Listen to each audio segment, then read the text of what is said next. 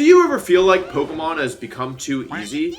Like your brain has gotten too large, your world champ difference too overwhelming, that games are no longer challenging for you? Well, boy, do I have the solution for you. What if you couldn't choose anything about your Pokemon? What if they were simply random and you had to work with them no matter their moves, items, or stats? With no control over anything about your Pokemon, maybe some of the challenge would return to our favorite monster catching game. Enter Pokemon Challenges, also known as Yawn. Yawn is a content creator hailed for his Nuzlocke abilities, but it turns out he's also rather interested in random battles. Yawn decided to host a random battle tournament and invited content creators to battle it out for the prize of $5,000 to a charity of their choice. When he reached out to me, I knew it was exactly what I was looking for. Random battles are a game mode available on Pokemon Showdown in each of the 8 generations. They work by giving you random Pokemon and then selecting 4 of their viable moves and 1 of their viable items. The game mode is designed in such a way that every Pokemon should be usable, though not every Pokemon will be good. To further balance out the differences in Pokemon, better Pokemon have lower levels and worse Pokemon higher. It's an interesting game mode and the most popular on Pokemon Showdown. I'm the kind of person who likes to either commit fully to things or not at all. For this, I decided I wanted to give it my best effort. So I played over 500 games of the different random battle formats and peaked at number 16 in Generation 8, number 3 in Generation 6, and top 40 in Gen 7, 5, and 4. Here's my thoughts on the format after playing so much. The format absolutely has skill involved and isn't truly random. The primary skills are, in my opinion, information management, meaning how well you hide the crucial Pokemon on your team and how quickly you reveal your opponent's team, identifying the threats on your opponent's team, knowing which of your own Pokemon you can lose and which you need to save for later, and setting up to sweep your opponent. The last skill is, in my opinion, the most important. Because players don't choose which Pokemon they have on their team, it's pretty common that one or both players will have been given a Pokemon that can knock out all of their opponent's Pokemon under the right conditions. Being able to identify which Pokemon on your team can do this, and setting up the conditions to make it possible are, in my opinion, the single biggest skill in this game mode. The tournament was played using single battles as the base, which have a few issues. First, as we mentioned, many games are largely determined by who better positions their sweeper, which makes games a lot more volatile as there isn't always counterplay to a strong Pokemon setting up and KOing your whole team. Second, single battles can be incredibly slow, grindy, and stally. This is especially true of the older generations, as it can sometimes be totally optimal to try and win a war of attrition, even though it makes for a bad spectator experience. In single battles, a game that lasts less than 40 turns would be considered fast, in contrast to a short VGC game taking under 7 turns. Thankfully, I had some countermeasures to make sure I didn't have to play super slow games. Yawn chose an interesting format for the tournament. You could play random battles in any of the 8 generations, but each player was able to ban 2 of those generations at the beginning of the set that they wouldn't play. I always banned Gens 1 and 2 because I never played them and they also just looked absolutely miserable. I had done the best on the latter in Generations 8 and 6, but I personally considered 6 to be my strongest. Gens 5 and 7 felt very dependent on the team you were given, and Gen 8 has Dynamax and is the most different from the other gens in terms of how you need to play, so it can be a bit jarring to go back to after playing the other generations. I had played only one game of Gen 3, and I didn't feel like I had a good enough handle on 4 to be super confident for the tournament. At this point in the video, you should have a good grasp on both the tournament format and my strategy. That means the only thing we have left to cover before the games is arguably the most important part, the competition. Yawn invited 16 creators with varying connections to Pokemon, from full-time Pokemon creators to variety streamers.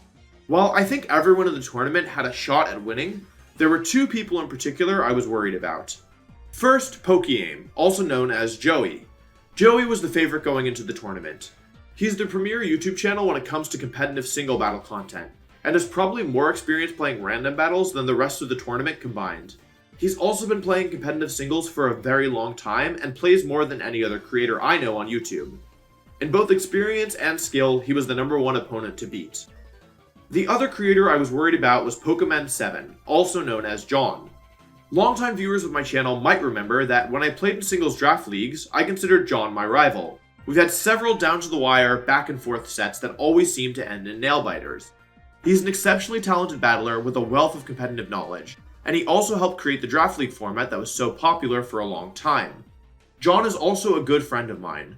If the first time you watched one of my videos has been in the last 2 months, there's a good chance that the way you discovered my channel was because of John's help. So for both personal and professional reasons, the person I least wanted to play was John. Before we jump into the tournament, I'd like to ask you to subscribe. Currently, only about 7% of my viewers are subscribed, and I'd love to get that number a bit higher. My goal is to grow this channel to 1 million subscribers, and I think it might be doable with your support. Even if you think you've already subscribed, I'd appreciate you taking the 2 seconds it takes to double check. Anyway, the tournament. The bracket wasn't available until an hour before.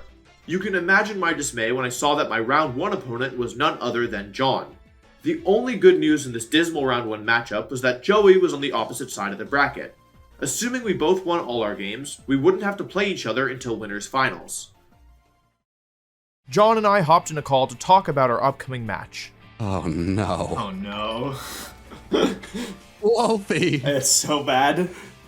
Wolfey, it's been so long since It's been years. We chatted for a bit, and then it was time to play. I banned Gens 1 and 2, while John banned Gens 7 and 8. Because I was worried about John, I decided to go with my strongest format and chose for us to play Game 1 in Gen 6. I loaded into the game and took a look at my team. Steelix, Spiritomb, Lugia, Huntail, Spinda, and Mega Metagross. In short, definitely not the worst team I could have gotten. The issue though was our lead matchup. I had a defensive Steelix, whereas John had gotten what was almost certainly a Dragon Dance Zygarde. I really wanted to click Stealth Rock, but decided it was safer to go with Toxic. Okay. Poison up miss. Nice, really good poison there. Really bad poison. Okay, that's fine. I did not think it was gonna have Lumberry though. Well, that's not great. There was nothing else to do but try again. Yeah. Big damage.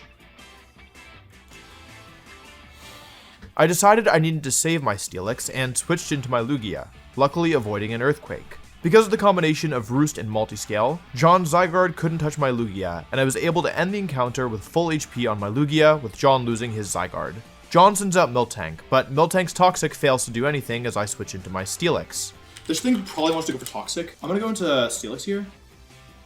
Yep, that gives me a little bit of healing. I got my Stealth Rocks up and was feeling pretty good, until John revealed his third Pokemon, Ferrothorn. Ferrothorn is one of the strongest Pokemon in random battles because of its amazing defensive typing, recovery, passive damage via its ability, great defensive stats, and entry hazard support. Of the 6 Pokemon on my team, the only one who had a super effective move against the Ferrothorn was Spinda, arguably the worst Pokemon I had. Left with no other option, I switched my Spinda in and skillfully dodged a Leech Seed. The superpower seemed obvious, but I felt I had no other choice. I had to hope John would let me get whatever damage I could onto his Ferrothorn. Like, Spinda's not good here, and this Ferrothorn's an enormous issue for me. There's a ton of damage! Whoa, Spinda! Ah! Ah! Wait, that took so much damage! Between Life Orb, Iron Barbs, Rocky Helmet, and Leech Seed, my Spinda had lost over half its health. I knew Spinda would be very unlikely to have a major impact on the game with only half its health left, so I stayed in and clicked Superpower once again. We've each revealed 3 Mons. Spinda's gonna die. Oh, he lets me take it. Oh my god. Okay, that's actually really nice. I didn't notice, but my Spinda was actually level 100, which is why it was doing so much damage. I sacked my Spinda to John's Plusle and went back into my Steelix. John goes into his Miltank, and the battle goes into single battle mode for a while. Predicting my Toxic, John gets his Roserade in safely. John then predicts me again, hitting my incoming Lugia with a Sleep Powder and clawing back some momentum. He gets a layer of Toxic Spikes up, but only 2 of my Pokemon are affected by them, and 1 has Rest, so I'm not too worried about it. Without a defensive switch into Metagross, John decides to stay in. He stays in. If I kill this thing here... A ton of damage! Oh, Technician. Okay, Roserade was a threat, so I'm glad that's gone. With Roserade out of the way, John is down to his final 3 Pokemon, with only 1 unrevealed. Miltank comes back in and heals up, and I take the bait, launching a Toxic as John uses the opportunity to get his Mega Lucario in. Knowing Lucario has the potential to sweep me, I decide to stay in and go for an Earthquake to ensure I don't lose to a Swords Dance or a Nasty Plot. This is the last threat. Aura Sphere is fine. Okay, that's... Unless I get Parrot here. Big damage. With this damage, I've ensured I won't lose to the Lucario anymore because my Metagross can always finish it off, but I've given myself new problems. Miltank I can probably deal with, but the Plusle might have Nasty Plot and could potentially sweep me if it gets set up. I mull over whether or not I need Steelix anymore to beat the Plusle. I can go Spiritomb here. The thing is that Steelix or Plusle, yeah, just sack. I go into Metagross intending to finish off Lucario.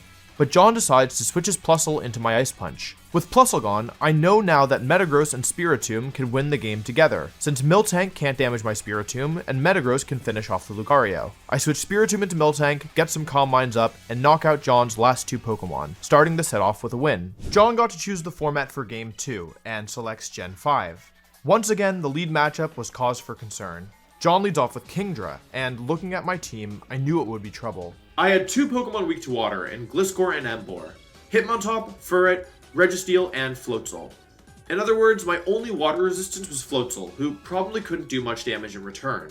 And John's Kingdra could be either Dragon Dance or Rain Dance. None of my Pokemon could do much to Kingdra after either of its setup moves, and I had almost no moves on my team that could KO it in 2 hits. John switches his Kingdra into Mesprit as I landed Toxic, but this has opened up a fresh bout of problems. Mesprit almost certainly has Psychic and Ice Beam, which hit half my team for super effective damage. Of the remaining Pokemon, neither Furret nor Floatzel can take Psychic well. Thankfully, I have Registeel, who surely is able to beat... Oh, I think that applies its specs, actually. Welp, Registeel gets 3-hit KO'd by what is most likely a Choice Specs Mesprit. I switch Registeel into Hitmontop, as John switches Mesprit into Watchog.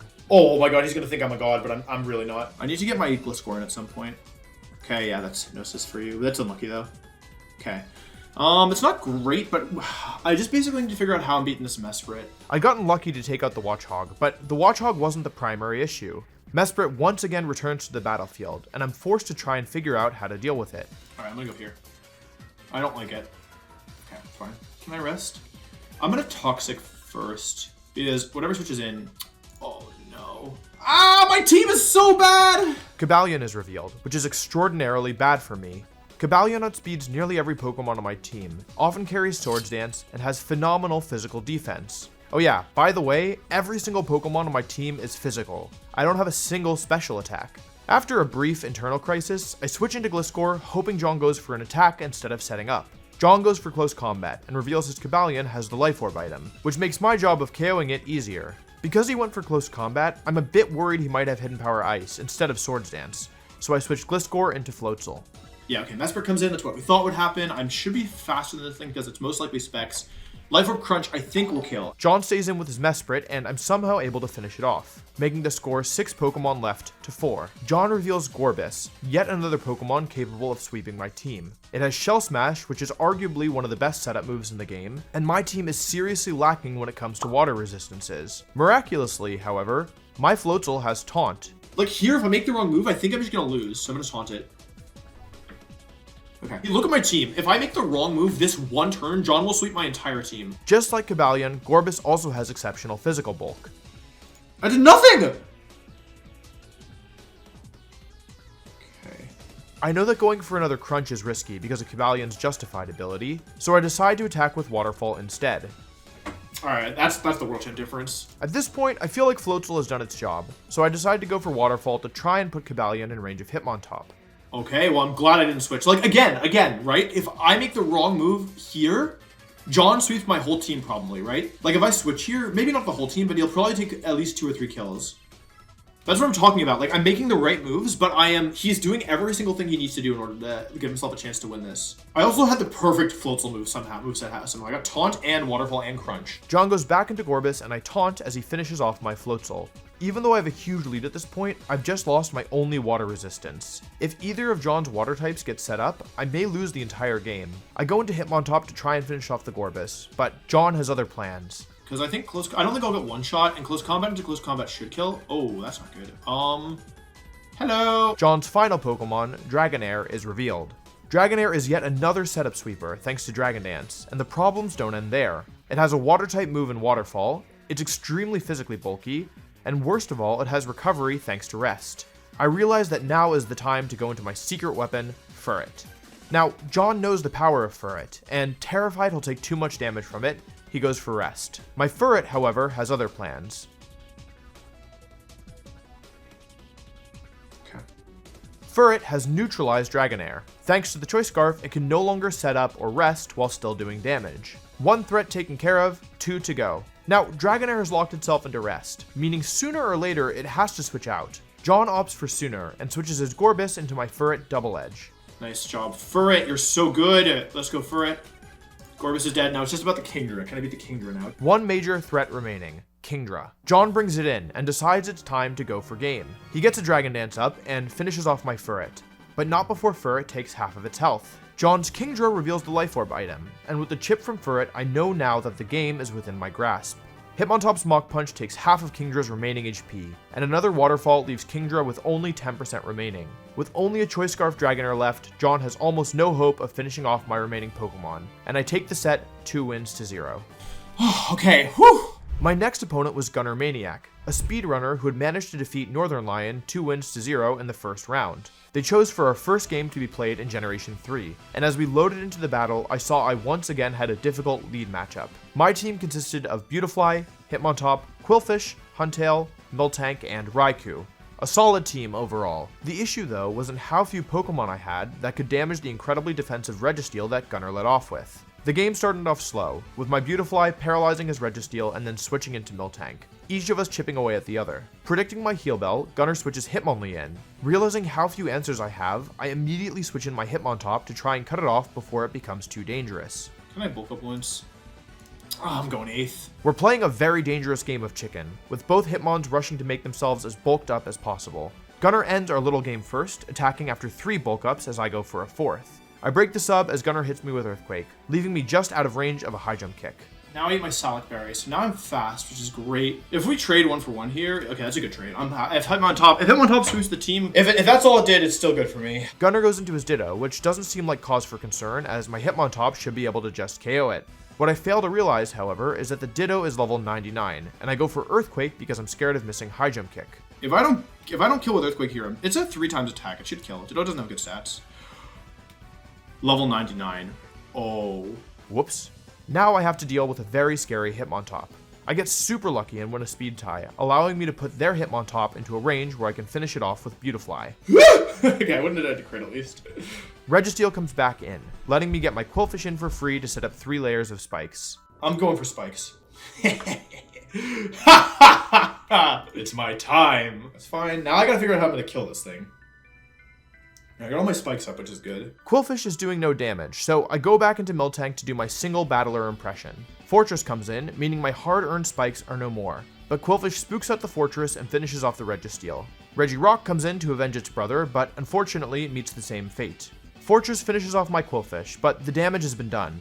Raikou takes out the Fortress, and Gunner's last Pokemon, Meganium, can't beat the combination of Miltank and Beautifly. Gunner forfeits, and we win the first game of the set. Because as soon as Beautifly, I don't think they're gonna be able to beat Beautifly behind a sub. Yeah, I think that's it. Gunner picks Gen 3 for Game 2. Seviper, Zapdos, Scyther, Solrock, Pikachu, and Vaporeon.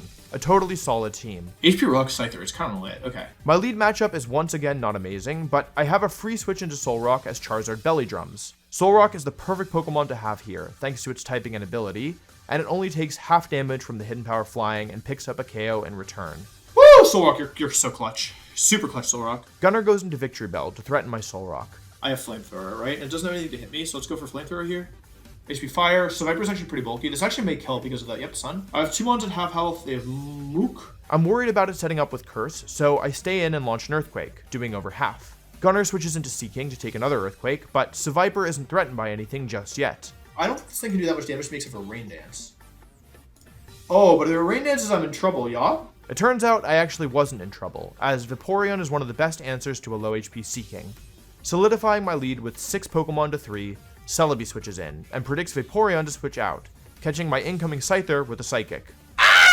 Scyther finishes off Celebi, leaving just Muck and a mystery final Pokemon. Solrock sets Reflect against Muck as it rests, but I have a trick up my sleeve. Boom, boom, boom, boom, boom, boom, boom, boom, boom, boom, boom. Until Generation 5, Self-Destruct and Explosion halved the opponent's physical defense, making them ridiculously overpowered. Gunner's final Pokemon is a Fortress, which is no match for my Pikachu, giving me a clean win and letting me advance to winners semifinals. My next opponent was Moxie 2D, a friend and teammate from Alpharad's Unite tournament just the week before. As usual, I banned Gens 1 and 2, and Moxie, who had experience in Gen 5, chose it for Game 1. For the first time all tournament, I'm happy with my lead matchup, with my Rotom staring down his Lapras. I decide to make an aggressive play. Well, it could have gone worse. Pachirisu is a problem, and my options to deal with it are limited. I decide to go into Hariyama to try and exert offensive pressure thanks to Guts. as I'm confident that Moxie is going for a status move here. Moxie reveals Latios, which isn't good for Hariyama, but is good for my secret weapon, Zoroark. Could be CM is the thing. You'll never touch me, Spider-Man! Zoroark disguises itself as Stantler, and thanks to the choice specs, is able to one-shot the Latios with Dark Pulse, giving me an early lead. Ooh, big damage with a critical hit from Stantler! It picks up a one-hit KO! Lapras re-enters the battle, and I realize I don't have a single water resistance. As long as Pachirisu is around, my Rotom is going to have a hard time, so I decide to go into it now, as it's probably the most expendable Pokemon I have. Okay, that was the right play. Ugh. Ursaring finishes off my Rotom thanks to Quick Feet making it fast. But even with the boost to its speed, it's still slower than my Zoroark, and I finish it off without trouble. Lapras once again threatens my Zoroark out, but this time I decide to go into my Cofagrigus to try and weaken Lapras. Cofagrigus goes down. It died? I go into Hariyama, and Moxie, without a safe switch into close combat, decides to take his chances with the paralysis and doesn't get it. Pachirisu comes in but fails to finish off my Hariyama, letting me KO the Pachirisu. Super Fang? Die. Huge. Huge! Moxie then reveals Deoxys' attack, one of the single strongest Pokemon in the game. Deoxys with Superpower and Ice Beam can probably KO every one of my remaining Pokemon. Thankfully, I have the legendary Pokemon Stantler still remaining. Yeah, Stantler! Caracosta is another Shell Smash user and is capable of sweeping entire teams. Thankfully, it isn't faster than my Zoroark even after a Shell Smash, and between Stantler and Zoroark, I'm able to finish it off and win the first game. Whew! Alright, this Zoroark was super clutch. Moxie picks Gen 5 again for Game 2.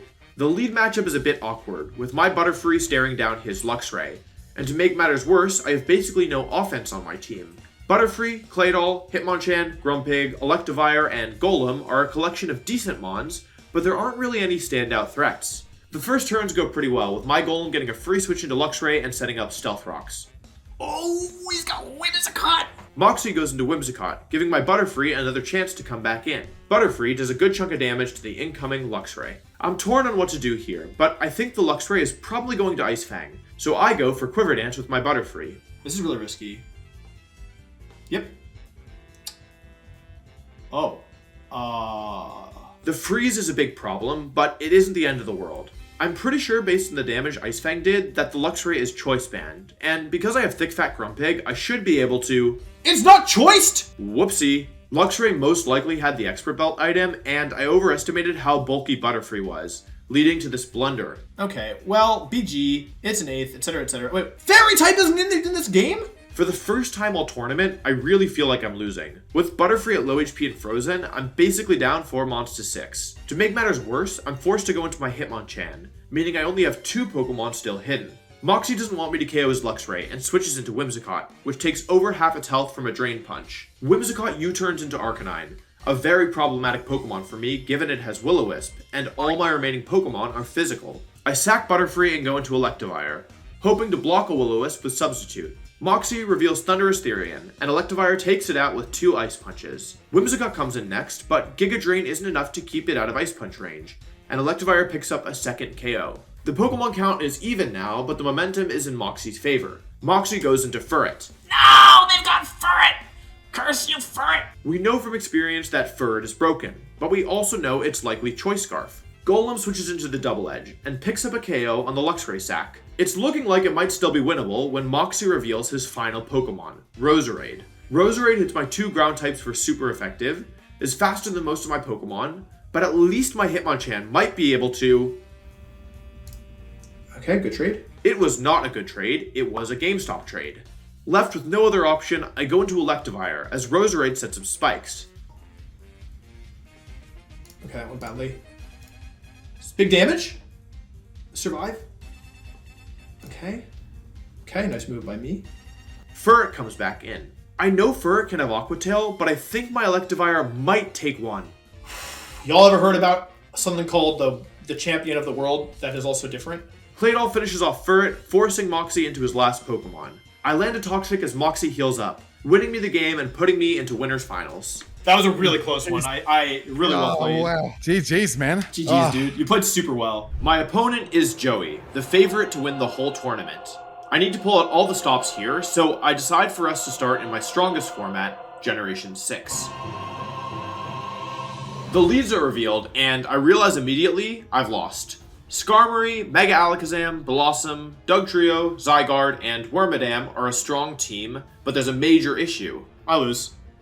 I'm going 8th. Joey has led off with Dragonite, and aside from Skarmory, every Pokemon on my team gets KO'd by either Fire Punch or Outrage after a Dragon Dance. Now, normally, Skarmory could just Whirlwind Dragonite out to remove the Dragon Dance, but mine doesn't have Whirlwind. I go into my Alakazam to try and Encore Dragonite's Dragon Dance, and immediately lose it. Not a great start. I go into my Zygarde and hard read a switch out, taking Joey's Spiritomb immediately and evening the score. Joey reveals Giratina, which is another candidate to sweep me after a calm mind. Oh, I can't do anything against this. My team is so bad. I try to use Wormadam to poison the Giratina, but Joey goes into his Guts Raticate. I protect to get extra poison damage, and Joey Swords Dances and finishes me off with a Flame Wheel. That's so bad. Oh, that was my only answer to the Giratina.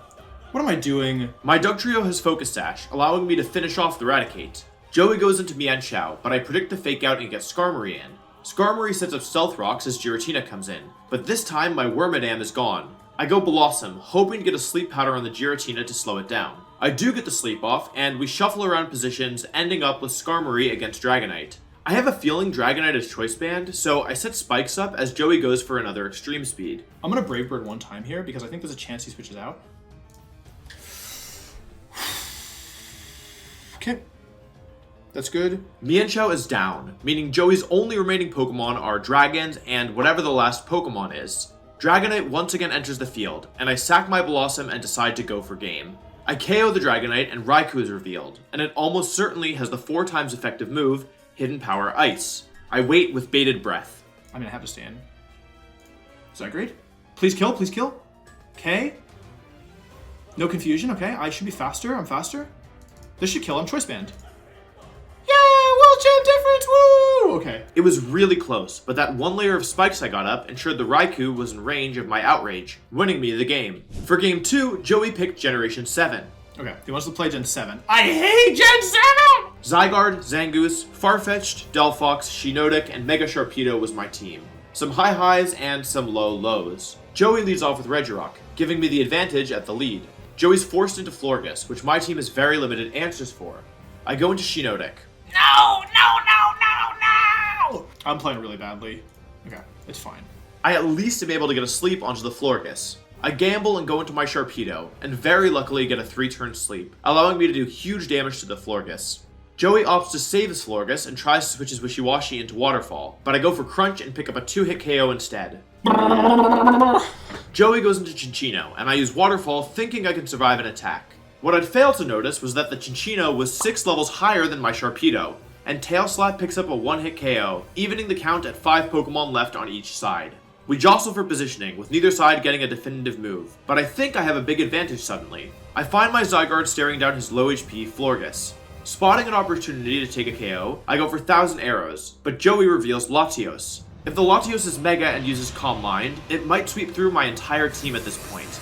Left with no other option, I use Dragon Dance with Zygarde. Unfortunately, Joey just Draco Meteors, and I lose my most important Pokemon.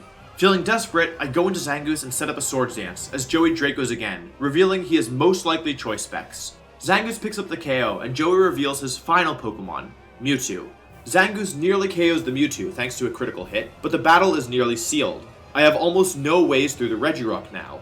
Delphox picks up the KO, but Regirock re-enters the battle. Yeah, I need to save this thing, but now my Shiinotic just can take a bit of damage. Stone Edge misses, okay. Strength stuff here.